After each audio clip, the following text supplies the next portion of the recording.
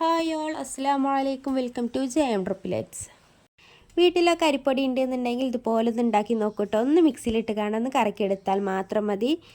Easy ആയിട്ട് വളരെ പെട്ടെന്ന് തന്നെ ഉണ്ടാക്കിയെടുക്കാൻ പറ്റുന്ന ഒരു അടിപൊളി ബ്രേക്ക്ഫാസ്റ്റ് ഒന്ന് തയ്യാറാക്കിയെടുക്കാം. അതിന് മുമ്പായിട്ട് നമ്മുടെ ചാനൽ ആദ്യമായിട്ടാണ് കാണുന്നതെങ്കിൽ പ്ലീസ് ഒന്ന് സബ്സ്ക്രൈബ് ചെയ്ത് സപ്പോർട്ടാക്കാം കേട്ടോ. അപ്പോൾ അതെങ്ങനെ ഉണ്ടാക്കുന്നതെന്ന് കണ്ടു നോക്കിയാലോ. അപ്പോൾ അത് ഞാനിവിടെ ഒരു മിക്സിൻ്റെ ജാർ എടുത്തിട്ടുണ്ട്. അതിലേക്ക് 2 കപ്പ് അരിപ്പൊടി ചേർത്ത് കൊടുത്തിട്ടുണ്ട്. അതിനുശേഷം 1/2 കപ്പ് ചോറും 3/4 കപ്പ് തേങ്ങ ചിരങ്ങിയതും കൂടി ചേർത്ത് കൊടുത്തിട്ടുണ്ട്. ഇനി ഇതിലേക്ക് ഒരു 1/4 ടീസ്പൂൺ ബേക്കിംഗ് സോഡയാണ് ചേർത്ത് കൊടുക്കുന്നത്. നിങ്ങളെ കയ്യിൽ ഈസ്റ്റ് ഉണ്ടെന്നുണ്ടെങ്കിൽ ഒരു 1/4 ടീസ്പൂൺ ഈസ്റ്റ് ചേർത്ത് കൊടുക്കാവുന്നതാണ് കേട്ടോ. അതിനുശേഷം ആവശ്യത്തിനുള്ള ഉപ്പും കൂടിയും ചേർത്ത് കൊടുക്കാം. ഞാനിവിടെ ഒരു 1/4 ടീസ്പൂൺ ഉപ്പാണ് ചേർത്ത് കൊടുക്കുന്നത്. ഇതിലേക്കുള്ള വെള്ളം ആഡ് ചെയ്ത് കൊടുക്കാം. ആദ്യം ഞാനിവിടെ ഒരു കപ്പാണ് ചേർത്ത് കൊടുക്കുന്നത് കേട്ടോ. എന്നിട്ടാണ് ബാക്കിയുള്ള വെള്ളം ആഡ് ചെയ്ത് കൊടുക്കുന്നത്. ഇപ്പോൾ ഒരു കപ്പ് ചേർത്ത് കൊടുത്തതിന് ശേഷം ഇതുപോലെ ഒന്ന് മിക്സ് ചെയ്ത് കൊടുക്കാം. നമുക്ക് എത്രത്തോളം വെള്ളം ഇതിലേക്ക് ആവശ്യമുണ്ട് എന്ന് അറിയാനായിട്ട് ഇതുപോലെ ഒന്ന് മിക്സ് ചെയ്ത് കൊടുത്തിട്ടുള്ളത്. ഇതിലേക്ക് അടുത്ത കപ്പും കൂടി ചേർത്ത് കൊടുത്തിട്ടുണ്ട്. ഞാൻ ഇപ്പോൾ ടോട്ടൽ 2 കപ്പ് വെള്ളമാട്ടോ ചേർത്ത് കൊടുക്കുന്നത്. ഓരോ പൊടിക്കും അതിനായിട്ടുള്ള വ്യത്യാസം ഉണ്ടാവും കേട്ടോ. അപ്പോൾ ഇതുപോലെ മിക്സ് ആക്കി കൊടുത്തതിന് ശേഷം നിങ്ങളെ ഒരു രീതിയിലൊന്ന് അരച്ചെടുക്കാം. അപ്പോൾ അതാണ് ഈ രീതിയിലൊന്നായി വന്നിട്ടുണ്ട്. ഇനി ഇതിലേക്ക് 1 ടേബിൾ സ്പൂൺ വെള്ളം കൂടി ആഡ് ചെയ്ത് കൊടുത്തിട്ടുണ്ട്. എന്നിട്ട് കട്ടകളൊന്നും ഇല്ലാതൊന്ന് അരച്ചെടുക്കണം.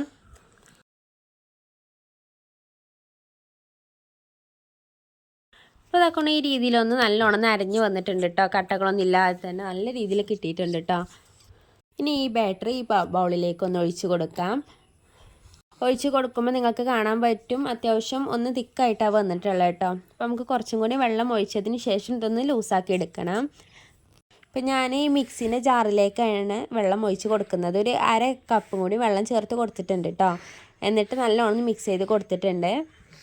ഇതിൻ്റെ ബാറ്റർ എന്ന് പറയുന്നത് നമ്മൾ നെയ്യപ്പൊക്കെ ഉണ്ടാക്കുന്ന രീതിയിലുള്ള ഒരു ബാറ്ററിൻ്റെ തിക്നെസ്സാണ് വേണ്ടത് കേട്ടോ. അപ്പോൾ അതുപോലെ നല്ലോണം മിക്സ് ചെയ്ത് കൊടുക്കാം.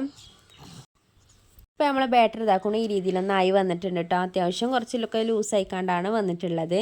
ഇനി ഞാനിതൊരു 15 മിനിറ്റ് നേരം ഒന്ന് റെസ്റ്റ് ചെയ്യാൻ വെക്കുന്നുണ്ട്. ഇനി നിങ്ങൾ ഈസ്റ്റാണ് ചേർക്കണമെന്നുണ്ടെങ്കിലും ഇതുപോലെ 15 മിനിറ്റ് നേരം ഒന്ന് റെസ്റ്റ് ചെയ്യാൻ വെച്ചാൽ മാത്രം മതി കേട്ടോ.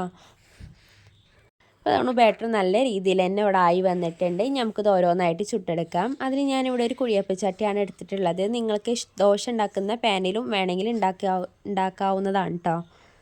ഈ ഒരു റെസിപ്പി 2 രീതിയിൽ നിങ്ങൾക്ക് ഉണ്ടാക്കി നോക്കാവുന്നതാണ്. ഞാനിപ്പോൾ 2 കുഴിയപ്പച്ചട്ടിയിൽ തന്നെ 2 രീതിയിലായിട്ട് ഉണ്ടാക്കിയെടുക്കുന്നത്.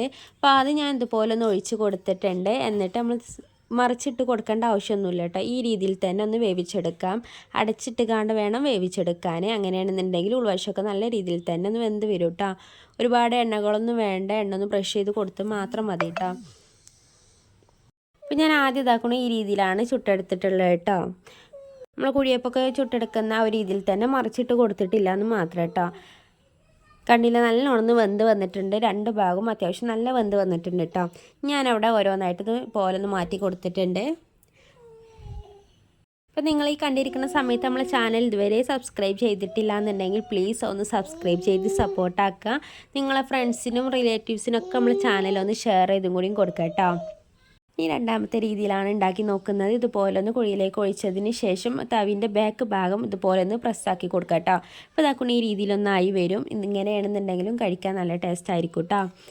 അപ്പോൾ നമ്മൾ ആദ്യം ഉണ്ടാക്കിയെടുത്ത അപ്പമാണ് ഈ രീതിയിലായിരിക്കും. ഉൾവശമൊക്കെ നല്ല ആരെടുത്ത് വന്നിട്ടുണ്ട് കേട്ടോ. ഇനി ഇതാണ് കേട്ടോ 2ാമത്തെ രീതിയിൽ നമ്മൾ ഉണ്ടാക്കിയെടുത്തത്. ഇത് കഴിക്കാൻ വേറൊരു ടേസ്റ്റ് ആയിരിക്കും. കാരണം എന്താ വെച്ചാൽ സൈഡിലൊക്കെ ഒന്ന് മുരിഞ്ഞ് വന്നിട്ടുണ്ടാവും കേട്ടോ. അപ്പോൾ അതിന് വേറൊരു ടേസ്റ്റ് ആയിരിക്കും കേട്ടോ. അപ്പോൾ ഇന്നത്തെ വീഡിയോ ഇത്രയുള്ള എല്ലാവർക്കും ഇഷ്ടമായെന്ന് വിചാരിക്കുന്നു. ഇഷ്ടമായിക്കണമെന്നുണ്ടെങ്കിൽ ഒന്ന് ലൈക്ക് ചെയ്ത് സപ്പോർട്ടാക്കാനും ചാനൽ സബ്സ്ക്രൈബ് ചെയ്ത് സപ്പോർട്ടാക്കാനും അതുപോലെ തന്നെ പുതിയ ഒരു ഫീച്ചറാണ് ഹൈപ്പ് ചെയ്യാൻ കേട്ടോ. ആ ഒരു ഹൈപ്പ് ചെയ്ത് കാണും കൂടി നമ്മുടെ ചാനലൊന്ന് സപ്പോർട്ടാക്കുക. നിങ്ങൾ ഫീഡ്ബാക്കൊക്കെ കമൻറ്റ് ബോക്സിൽ അറിയിക്കാനും മറക്കരുത് കേട്ടോ. അപ്പോൾ നാളെ ഇൻഷാ അല്ലാഹ് മറ്റൊരു റെസിപ്പി ആയിട്ട് വരാം. അപ്പോൾ അതുവരേക്കും ബൈ. അസ്സലാമു അലൈക്കും.